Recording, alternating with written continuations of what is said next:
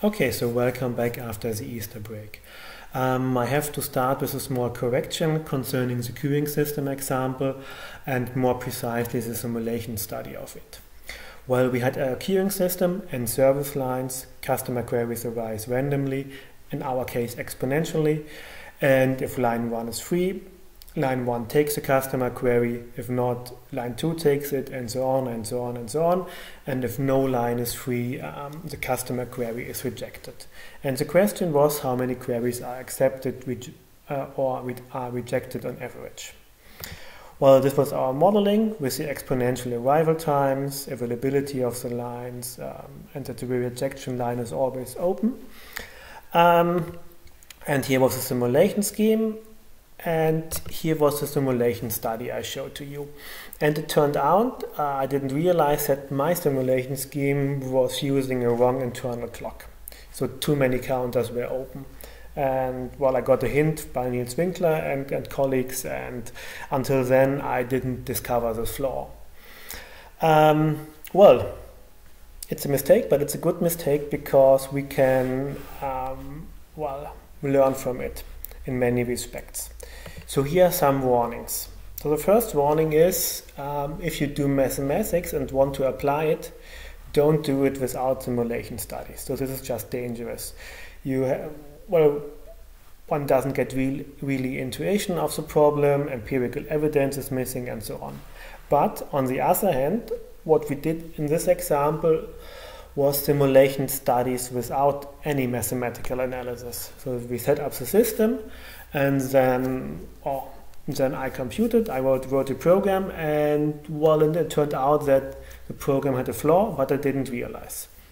So, and mathematical analysis is helpful, so even if the program is very complex, so sometimes in some particular cases you can, you have an analytic solution and a benchmark solution where you can test your program. So the analysis of some particular cases is always helpful to validate the programming. The alternative, if you have an application, is expert knowledge. So an expert would have told me, oh, this can't work with 2 lines and this waiting times and so on and so on. What also can be learned from this is that heuristics are dangerous. So my first, when I got this email, I was thinking, oh, let's see, but well, it doesn't look so bad, my data. So for example, for lambda equal to 1 and for a working time of 2, well, on average, we have 1 customer per minute, which is arriving because we have lambda equal to 1, and 1 customer requires 2 minutes, so every second customer is served. So 1 minute, each minute 1 is arriving, it stays for 2 minutes, so another one is coming, rejected, and then the customer is finished and the next customer can be taken. Well, but this heuristic is flawed. Why? Well, we have an exponential distribution. And an exponential distribution is not symmetric around the mean. So it's symmetric about the logarithm of 2. If it's exponentially distributed with parameter 1, so what does this mean? So we have that the probability of x lesser equal than logarithm of 2 is 0.5, and the probability of x taking values larger equal than logarithm of 2 is also 0.5. So the logarithm of 2 is a symmetric point for the exponential distribution in this sense here. So the density is not symmetric, but we have the half of the mass left to the logarithm of 2 and half of the mass right of the logarithm of 2. And if you look at the 1, well, the probability that a customer query arises in less than 1 minute, less or equal than 1 minute, is 1 minus e to the power minus 1, and this is strictly larger than 1/2. Okay, so heuristics are dangerous. Don't do applied mathematics without simulation studies, and also simulation studies without mathematical analysis this is dangerous. And if you use the right programming, then you get this data here. Of course, not exactly the same data because it's a Monte Carlo simulation study, but values around these values here, and what you can see is that the average acceptance rates are much lower. Okay, that's the correction to lecture 8, and now let's begin with the new lecture 9. Okay, lecture number 9, and well, in the last lecture before the Easter break we spoke about Monte Carlo integration, Monte Carlo quadrature, and in this lecture and the next lecture I will continue this topic.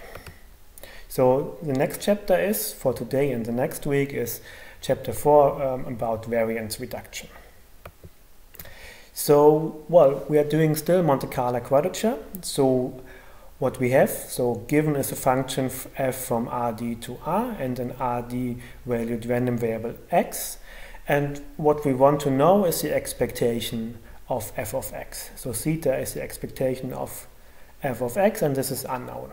So f is known, and well, we can draw samples from x.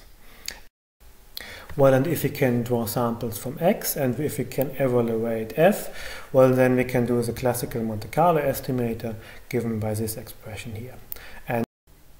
And x1 up to xn, these are IID copies of x. Okay, well, that's a classical Monte Carlo estimator. So what's the idea of variance reduction now? The idea of variance reduction is not to use f of x directly, but to use another random variable z, which has the same expectation we want to know. So the expectation of z is theta, and of course z has to be simulatable. So we need to be able to draw samples from z. Well, and then with this new set we do again classical Monte Carlo. So the idea of variance reduction is to replace the random variable, which we simulate in the direct approach, by another random variable which is better. And of course the question is better in what sense? So and better, if you think about better in what sense, so here the traditional title of this topic is misleading. So the title is variance reduction, which indicates or suggests that smaller variance is the thing we should be looking for. But in fact, variance is one thing and computational cost is another thing. Okay, so this leads us back to the topic again of the comparison of two Monte Carlo methods. We already did this, and I would like to rephrase this now in a framework which is a bit more appropriate for this analysis here. But if you think about exercise sheet 4, and I think the second or third exercise, where you should analyze this estimator, so this you should do in the framework of definition 2.4, not in this reduced framework here. Okay, and what is this reduced framework here? So, well, we have our standard Monte Carlo estimator, so Z1 until Zn, well, are IID as Z, and then we are taking the empirical mean to estimate theta. And which sets are good ones? Well, the sets, these random variable sets, are the good ones for which the product of the variance and the cost is as small as possible. Well, this leads to the introduction of this quantity Vc of z here, which is the product of the variance and the cost. And the cost, well, that's the computational cost for generating a sample, here of z, as we defined it in definition 2.4. And there, well, as I said, we had this precise analysis where we wrote down the cost really precise, and we also analyzed the error, etc., etc. But in the topic of variance reduction, well, this criterion here is a bit more handy. And of course, I need to justify this. So why we see as a criterion now? Well, what is trivial is that the variance of the empirical mean is 1 over the n times the variance of z. Well, this computation we have seen many, many times now. So the variance decays with 1 over n, and the constant is the variance of z. And what is the cost of the empirical mean estimator here? Well, we need to be able to do n IID realizations of z, n minus 1 additions, and 1 division. And typically the realizations of Z are much more expensive than additions or division. So we use n times the cost of Z as a proxy for the cost of this estimator. Okay, so the variance of the estimator is 1 divided by n times the variance of Z, and n times the cost of Z is a proxy for the cost of this estimator. Okay, and now what we can do with this? Well, the precise numerical question is, what is the best estimator given a computational budget? So given a computational budget, which is the best estimator in the sense of for this budget has the smallest error. So we should start with a computational budget. Let's call this D here.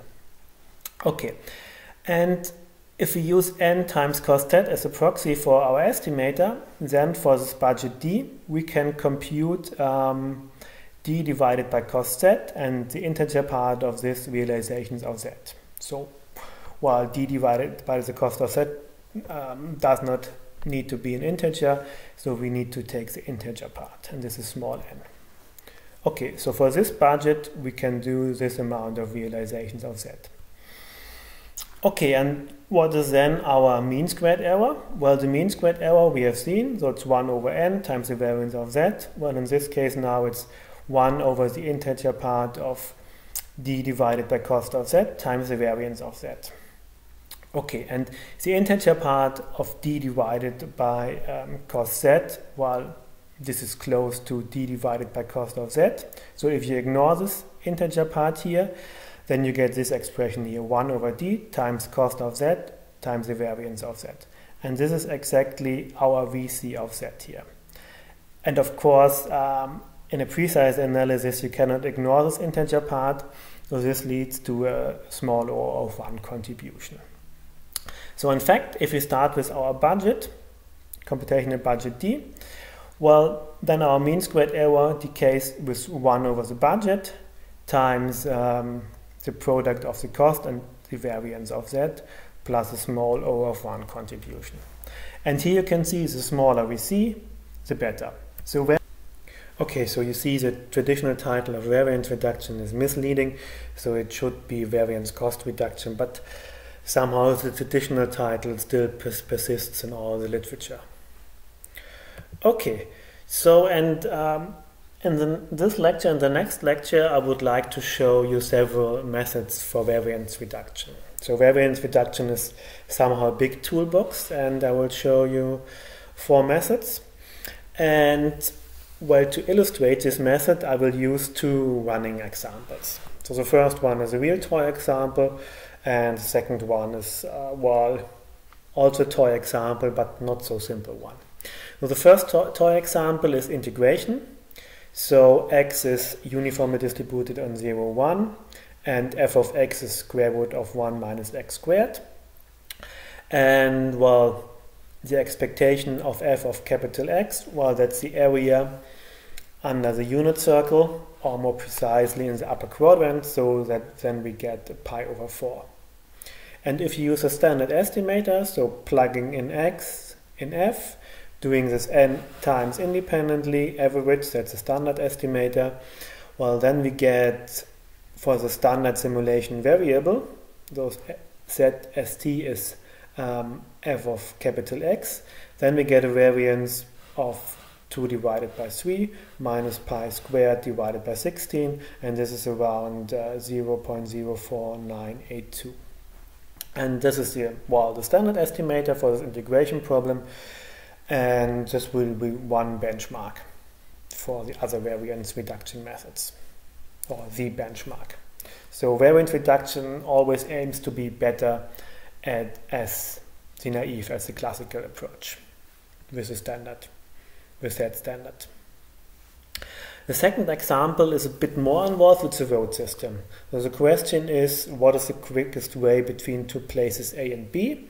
And as you will see on the next slide, different roads are available, and each one will require a standard amount of time, and the delays are modeled by uniform random variables, so the delays on each road. So here's a system, here's A and here's B, and here's road number 1, road number 2, road number 3, road number 4, road number 5, and you see road number 3 connects these two nodes 1 and nodes 2, so you can, from A to B, you can go via x1 and x4, via x2 and x5, or you can use this red road here, and you can use x1, x3 and x5, and you can use x2, x3 and x4. Well, and the quickest way is of course the minimum of all the 4 ways, so the minimum of x1 plus x4, x1 plus x3 plus x5, x2 plus x3 plus x4, x2 plus x5. That's the quickest way. And here, well, I said we have a minimum time for each road. So for 1 it's 5, for 2 it's 3, for 3 it's 1, for 4 it's 2, for 5 it's 5. And we have delays modeled by uniform random variables, or more precisely multiples of uniform random variables on 0, 1. So the delay for x1 is 2 times u1, for 2 it's 3 times u2, for x3 it's u3, for x4 it's 6 times u4, and for x5 it's 2 times u5. Well, and you can see the x3, it's not really a shortcut, but the time amount to use x3 is not really large, so it's 1 plus u3. So there's an incentive to use this additional track to change from node 1 to node 2 or vice versa, and this can be good if we have long delays on x4 or x5. Okay, so that's our setup. So we have this random variable here, capital H of x, and we're interested in our mean minimum travel time, so the expectation of H of x. Okay, and here you can see it's not really clear how to do this analytically, so let's do a Monte Carlo simulation study. And so here's a MATLAB program for a Monte Carlo simulation study of this problem, and you can see it really fits on one slide. So that's one of the advantages of Monte Carlo. Well, at least the naive approach is simple. So, and here we are computing, well, an estimate for the expectation of H of x, and we also compute the standard deviation of our simulation study. These are the two outputs. The estimation of average, well, that's the mean of the data we generate, and as standard is the standard deviation of the data we generate. Okay, so small n, that's the number of repetitions as usual. And you use the matrix of the pseudo-random numbers we need. This is n times 5. And with this vector a, if we apply this component-wise to u, well, then we get the matrix with the delays for the corresponding road section. So y is the matrix with the delays. Okay, having set up this matrix, so now we can compute all the passes. So you see this is fully vectorized. So pass 1 is then 7 plus delay on road 1 plus delay on road 4. So here I already added up the minimum times. Pass 2 is 11 plus delay on road 1, delay on road 3, delay on road 5, and so on and so on and so on. And finally, this command here computes in a vectorized way. So the minimum of all the passes. Okay, by computing the minimum in each row. And in the end, well, we are getting a vector h, and the mean of this, the mean of the vector h, well, that's our estimate of the expectation of h of x, and the standard deviation of this vector h, well, that's the estimate for the standard deviation of the random variable, a capital H of x. Okay. And well, here's a small simulation study. So here n starts from 2 to 10 to the power 2, goes up to 10 to the power 7. Here's our estimate for the mean. So AVG is the estimate for the mean as always, and the standard deviation, the empirical standard deviation of our simulation study, you can see here. And what you can see, well, the estimate for the average, well, this stabilizes around, well, 9.7.1 and maybe 7, maybe 8, so it's too early to say. And also the standard deviation stabilizes around 1.2.3 and then 5 or 6. And this is our first data. And the running time, well, this is almost negligible. So even the case 10 to the power 7 takes less than 1 second on my laptop. So it's quick. So, but keep in mind, this is just a toy example, so variance cost reduction is really crucial in many, many applications. Okay, and here's the first method, so the first variance reduction method, and it's called antistatic variance. And well, all these variance reduction methods have a motto or a basic idea. And for antistatic variance, it's to exploit symmetry and balancing. So what does this mean? So, well, we start with a random variable. X is an RD valued variable, which has a Lebesgue density. And this Lebesgue density is symmetric with respect to some point. So we have that P of X is the same as P of 2C minus X for X in RD. So the C is the symmetry point. And if we have this symmetry relation here, then we can start with capital X, define our X tilde here by setting it up as 2C minus X, and then with X and X tilde we get a so-called antistatic pair. And with this antistatic pair, well, we can set up the antistatic estimator. So instead of only f of xi, we are also using f of x tilde I, add this up and divide this by 2, and then we average as usual. And xi, x tilde I, with I running from 1 to n, well, these are just IID copies of the original antistatic pair. Okay, so here we have an assumption on the Lebesgue density. And which densities fulfill this? Well, for example, the uniform distribution on 0, 1, d. So here 1/2 is a symmetry point. And also the joint density of d standard normal random variables, which are all independent. So this is a density here. And here, for, as I said, for the uniform distribution on 0, 0, 1d, 1/2 is a symmetry point.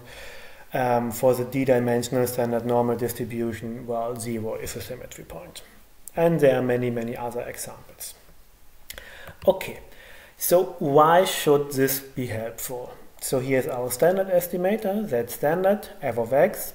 Z anti is f of x plus f tilde of x divided by 2. Well, to say anything about this, why it should be helpful, well, we need to analyze it. And here are some properties. So the first property is that the cost of Z anti, well, this is roughly double the cost of Z standard. Why? Well, we have to evaluate f here twice and here only once. And in our computing model and also in reality, the evaluation of f is a costful thing, not the addition here or the division by 2. So the evaluation of f is a costful thing. So the cost is approximately the double of the cost as the standard estimator. Okay, what else do we have? Well, this antistatic pair or this antistatic twin, x tilde, well, it's not defined for nothing, or it's not by coincidence defined in this way. So x tilde and x have the same distribution. And how can this be seen? Well, we are looking at the expectation for an arbitrary bounded and measurable functions, and if we check this for all g's, and if this is equal, when the distributions are equal. Okay, so let's start with the expectation of g of x tilde. Well, using the density and the definition of x tilde as 2z minus x, we can write down this. So this is the expectation in terms of a Lebesgue integral, and then we can use the symmetry of P. So P of x is the same as P of 2c minus x, and so that plugs us in. And now we have G of 2c minus x and P of 2c minus x, and then we can do a simple change of variables. So we are introducing the new variable y, which is 2c minus x, and then we're getting that this is equal to the integral of g of y, p of y, with respect to y over rd, well, and that's just the expectation of g of x. So for all measurable and bounded g, these expectations are the same, and in particular for the indicator functions of some all Lebesgue measurable sets, so the distributions are equal. So the antithetic twin has the same law as the original variable. Okay. So what about the variance of Z-anti? Well, it turns out that the variance of Z-anti is 1/2 times the variance of the standard estimator, plus 1/2 times the covariance of f of x and of f tilde of x. So, well, if this here is negative, well, then the variance of Z-anti is less than 1/2 of the variance of Z standard. And keep in mind that the cost is double, and in this case, so if we have this covariance, if this negative covariance here, then VC of Z-anti should be less than the VC of Z standard. So if we have a negative covariance here, so this Z-anti estimator, the antithetic estimator, might be helpful.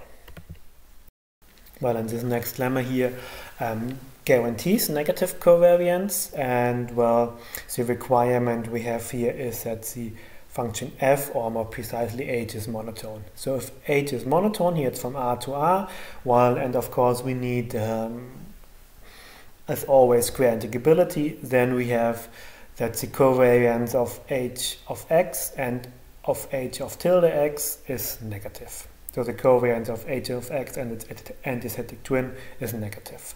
And proof I will do on the next slides, and this is a one-dimensional result, but this can be extended to the multi-dimensional case. So if h is increasing in each coordinate, then we have also a negative covariance. Okay, the proof is really short and really nice, and without loss of generality, we assume that h is increasing. Otherwise, if it would be decreasing, we could take minus h and the rest would be the same.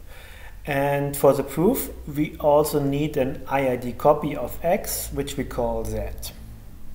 Okay, and the first and the main observation is, if we are looking at h of x minus h of y for 2x and y and r, and multiply this with h of 2c minus x minus h 2c minus y, then this is always negative. First of all, why this is negative? So if x is larger than y, since h is increasing, h of x minus h of y, this is positive. And here, while we have 2c minus x and 2c minus y, if x is larger than y, 2c minus x is smaller than 2c minus y, and since h is increasing, this is negative. And positive times negative gives something negative. And, well, here we assume that x is larger than y. If x is smaller than y, this will be negative and this will be positive.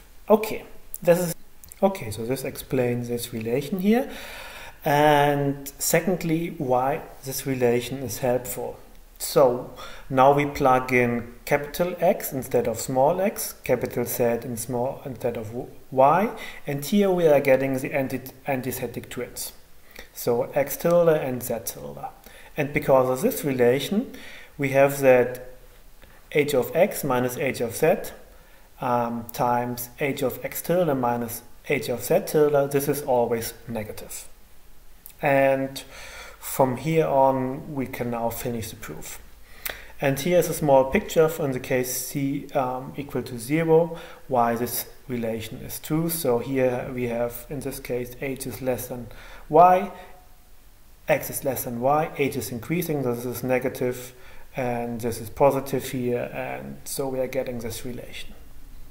Okay, but as I said, if we have this here, we are almost done. We only need to multiply out and to use that z is an IID copy of x. And since z is an IID copy of x, then also z tilde is an IID copy of x tilde. And x is independent of z tilde and z is independent of x tilde. So that's our setup. Z is an IID copy of x. The antithetic twins are IID copies of each other, and because x is independent of z, x is also independent of z tilde, and z is independent of x tilde. Okay. So, and what we had is that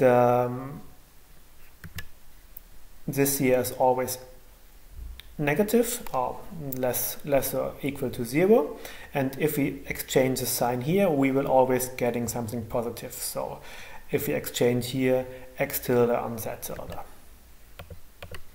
So here we have done this and have taken also the expectation. So 0 is always less or equal than the expectation of this product of the differences here. And now we multiply everything out. First we are getting h of x times h tilde of z, so this is this times this. Then we are getting expectation of h of x and h tilde of x with this minus, so we get this term. Then we have h of z and h of tilde z with a minus, this is this term. And finally we have h of x tilde and h of z. This is this term times this term, and because we have minus minus, we have a plus here.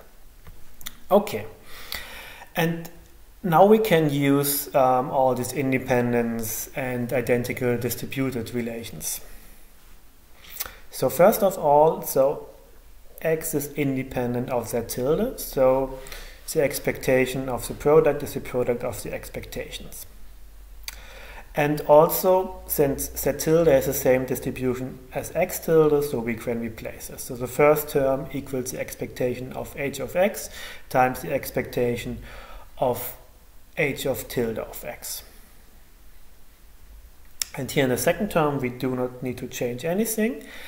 What we are doing in the third term is, so we have z and z tildes and the expectation of this, and now we are placing z with x and z tilde with x tilde. And for the last term, we are using again the independence, so the expectation of h of tilde of x times h of z, well, that's the product of the expectations, and again here we have a z, and x has the same distribution, so we can exchange the expectation of h of z by the expectation of h of x. Okay, but in summary, we have now this plus this, so 2 times this, and here we have also the same with a negative sign. So we have twice the expectation of h of x times the expectation of h of x tilde minus the expectation of h of x times h of x tilde. But what is written here? Well, that's exactly the covariance of h of x and h of tilde of x, with a 2 and a minus, because here the order is exchanged. So, but in the end, we started with 0. 0 is less or equal than minus 2 times the covariance of h of x and h of x tilde. So the covariance is negative, and that's the proof. So if h is monotone, then we have this negative covariance, and antithetic variates are helpful. Okay, let's give some more insight what's happening here. So that's a nice illustration of the main idea or the crucial feature of antithetic variates. So what we can do is we can break our function f into the even and the odd part by doing this. So f even is f of x plus f2c minus x divided by 2, and f odd is f of x minus f of 2c minus x divided by 2. And you see if you add up f even and f odd, so f of 2c minus x cancels and f of x remains. So it's really a breaking up of f into an even and an odd part.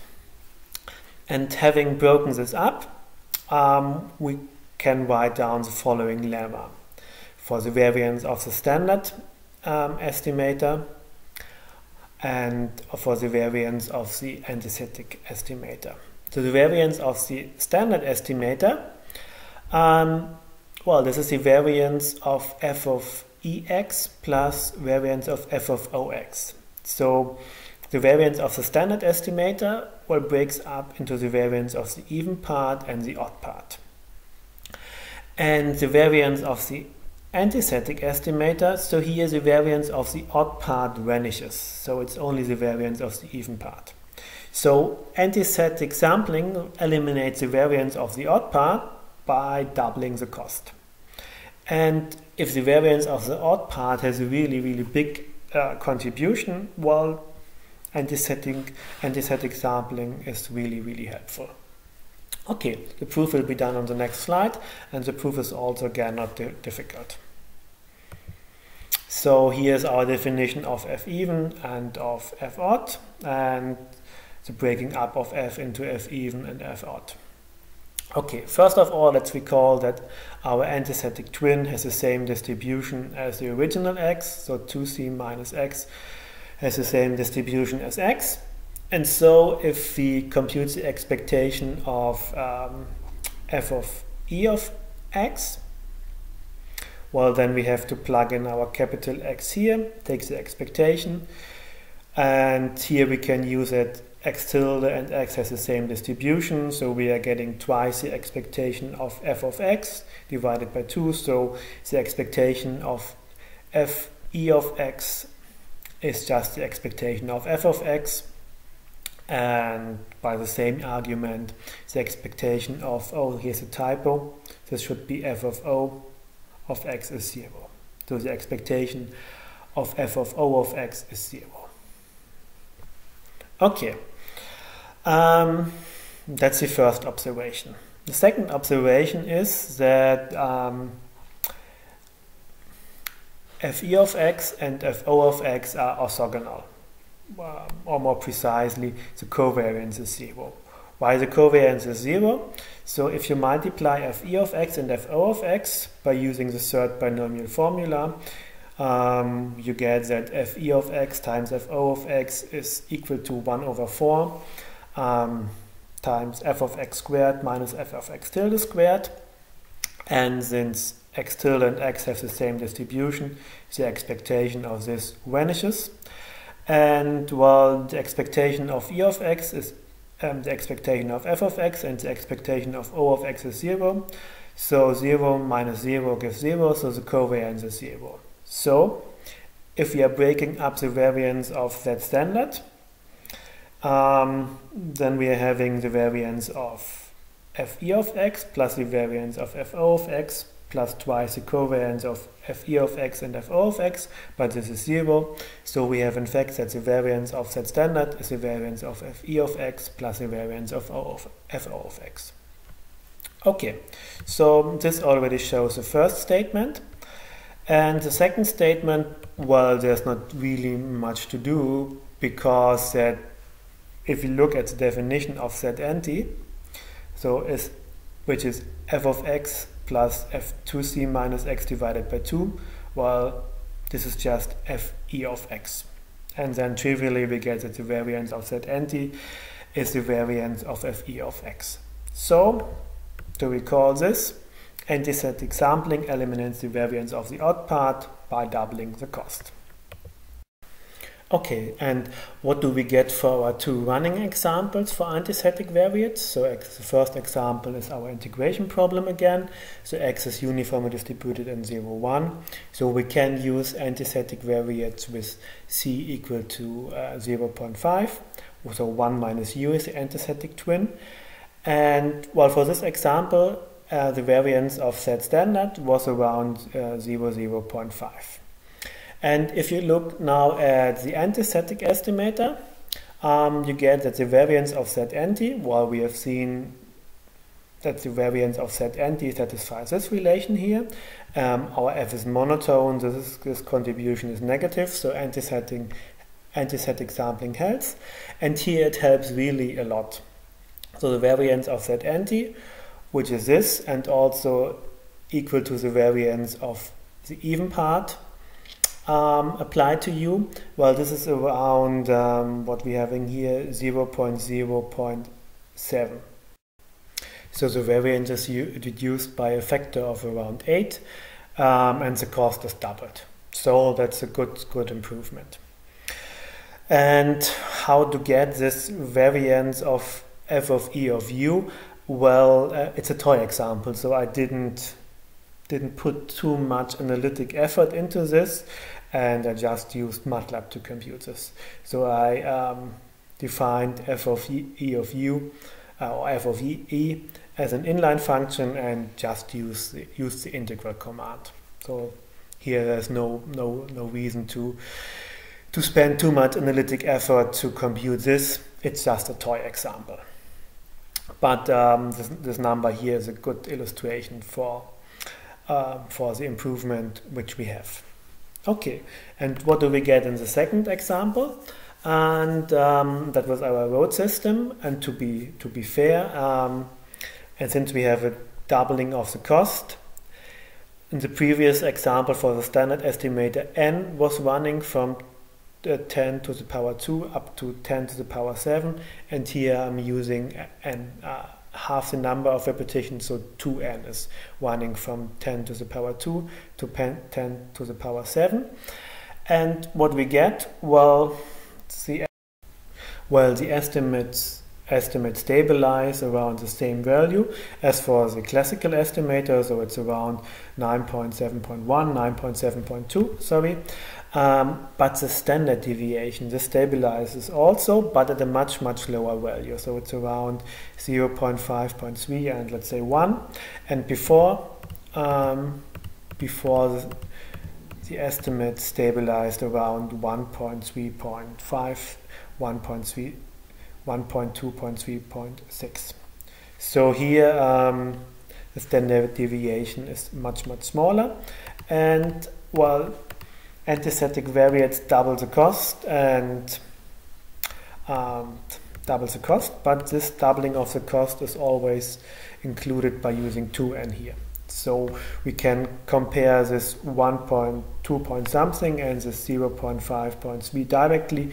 So here you can see for this road system, antistatic variance are also helping. And why does it help? So our function h, which was a minimum of some sums, and the minimum of some sums is this h is also increasing in each coordinate. So that's the mathematical justification for the improvement which you see here on the level of the standard deviations. Okay, so to conclude the lecture today, let's finish with another variance reduction method, the so-called method of control variance. And the motto or the slogan is here, use what you know. So here the setup is a bit different at first. So what we are given here is a simulatable random vector x and y, and theta is the expectation of e of x. This is unknown, but the second component here has a known expectation. So mu is the expectation of e of y. So what is different here? Well, we not only having the random variable x, but also y, and we drop now the f. Well, that's not a real restriction, so the f can be already incorporated into the x. But for control variance it's classical not to speak of the f. Okay, so let's summarize what we are given. So a simulatable random vector x and y. Theta is again unknown, so theta expectation of x, but we know the expectation of y, namely mu, explicitly. While in the standard estimator here in the setup would be have IID copies of x running from 1 to n and then again average. Okay, and here's now the control variance estimator. So instead of this, so IID copies of x and average, we are now averaging the difference of xi and yi. So xi and yi IID copies of x. So we're averaging this and add up mu. And since, well, mu is the expectation of y, you can directly see, okay, this estimator is at least again unbiased. So the expectation of this estimator is here again theta. And for short notation, so for the control variance estimator, I will use this CV, and here I have a 1, and why this 1 we will see in a few minutes. Okay. Okay, so ZCV1 is here now mu plus x minus y. So instead of C standard, we are now using this. And what's the reason behind this here? So the idea is to choose y really close to x. So if y is really close to x, this is small, and hopefully we are getting a smaller variance than the variance of the standard estimator. So the properties of this ZCV1 is, well, I already said this. If you compute the expectation of ZCV of 1, well, we have mu plus the expectation of x, which is theta, minus the expectation of y, which is mu. So mu and the expectation of minus y cancel, and only the expectation of x remains, which is theta. And if you compute the variance, well, again, by using the standard formula, so we're having here now the variance of ZCV1 is the variance of x plus the variance of y, and because we have x and minus y, we are getting now minus 2 times the covariance of x and y, and mu is a constant, mu just disappears in the variance. Okay, the variance of x, that's the variance of the standard estimator and the setup. And here we have now the second part is the variance of y minus 2 times the covariance of x and y. So if x and y have a good positive correlation, this can be negative, and the control variance estimator can be helpful. But the question is now how to find y with positive correlation to x. That's now the question. And well, as sometimes in mathematics, I do not answer this question. So I do not answer the question how to find y with positive correlation to x. But I will answer a different question, which also explains why we had the 1 before. So let's now look at control variance from a general perspective. So let's now do a general approach.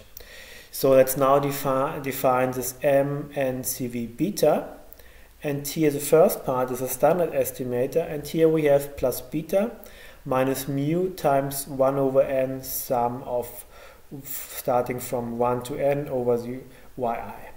So what we are doing here is, here we have our standard estimator, and here in the second part we are estimating 0 with a prefactor beta. So ZCV beta is here now x plus beta times mu minus y. Okay, so here I said, well, here this estimates 0. So this average over the yi's, well, this estimates mu. So we are in fact estimating 0, and here we have a prefactor beta. Well, estimating 0 seems to be a bit pointless, but it turns out if we are doing this general approach, we can find a parameter beta, which minimizes the variance here. And since beta equal to 0 is allowed, this minimizer has smaller variance than the standard estimator.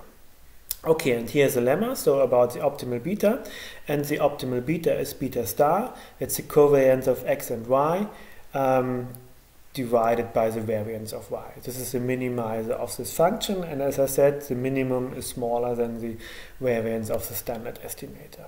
Okay, the proof is really standard, so standard optimization via differential calculus. So we compute the first derivative of this, set it to 0, get our beta star, and then we need to check the second derivative that it is in fact a minimum. Okay, so here's a but. The parameter beta star, well, requires knowledge of our unknown quantity. So the covariance of x and y is the expectation of x times y minus the expectation of x times the expectation of y. But this is our theta. So this parameter beta star is in general unknown. But we can use an approximation of beta star, for example, using a small-sized Monte Carlo simulation. Okay, so this beta star is a good indication, and what a good parameters beta are. The second remark is about the computational cost of ZCV beta, and this really depends heavily on the concrete example. So here you cannot do a general statement, but in many examples the control variance approach is really beneficial. Okay, so what's happening for our two running examples? So the first was the integration example, f of x is square root of 1 minus x squared. And here for the control variate, we're using the function g of x, 1 minus x squared divided by 2. And g is the second Taylor polynomial of f.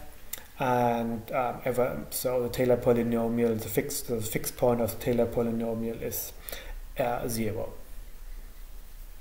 Okay, so we have this g of x, 1 minus x squared divided by 2, and the integral of this g is just 5 over 6.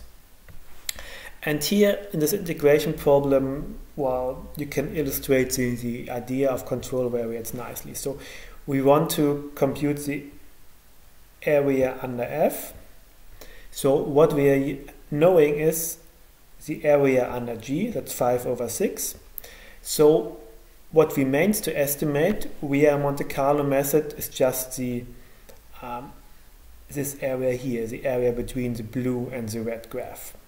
So that's the idea of f and g being close, so the difference is small, so we only have to estimate a small quantity. Okay, so what we're having here, so to put everything in our framework as before, so x is the square root of 1 minus u squared, u is uniformly distributed on 0, 1, beta is equal to 1, our y is 1 minus u squared divided by 2, and the expectation of y is 5 over 6. Okay, so if we plug this in here, so we get that ZCV of 1 is square root of 1 minus u squared plus u squared divided by 2 minus 1 over 6. So this minus 1 over 6 we are getting from the 1 and the 5 over 6 here. Okay, that's a set of CV of 1. So what about the computational cost? The computational cost here is approximately the double of the cost of the standard estimator. Why approximately the double? So for the standard estimator we have to compute the square root, we have to compute u squared, and we have to compute this subtraction here. Okay, and what comes on top for the control variate estimator? Well, the subtraction of 1 over 6, and this division here by 2, and this plus here. U squared we have already computed. So here we have a square root, a square and a minus, which is 3, and then we have a plus here and the division by 2 and a minus, so another 3, and this u squared again we do not need to count because we already have computed it here. So approximately, well, these are approximate consideration, approximately the cost of ZCV1 is approximately the double of the cost of the standard estimator. Okay, and what do we get for the variance here? Well, we already had that the half of the variance of the standard estimator was larger than the variance of Z_NT, which was approximately this quantity here, and by some coincidence the variance of Z_1 is approximately the same, so it's approximately 0.006588. So it's again an improvement, again for approximately doubling the cost. Okay, and what about our second example, the road system? So the second running example is our road system, and here we use the average of all paths as control variate. So y is our control variate here, and here we have path 1, path 2, path 3, path 4, we sum it up and average. And because all the xi's consists of some numbers plus some factor times the uniform variable on 0, 1, we can compute the expectation explicitly, and it turns out to be 11.5. And for beta we are using again 1. Okay, and for beta equal to 1 and this y, we are getting the following simulation data.